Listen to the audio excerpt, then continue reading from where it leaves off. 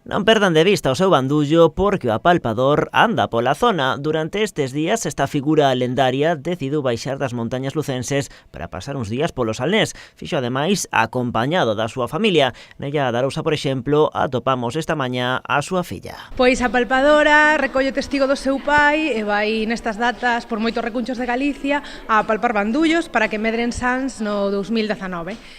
E nada, estou encantada de estar na illa e percorrer todos os recunchos facendo o que fai a miña familia, que é que todos os nenos e nenas teñan unha vida san no 2019. A súa misión é moi sinxela, apalpar bandullos e comprobar se os nenos e nenas se portaron ben. Se foi así, levarán recompensa. Unha castaña na noite do 24, unha do 31, e tamén algún xogo pois feito de madeira, artesanal, algún xoguete seguro que tamén caerá.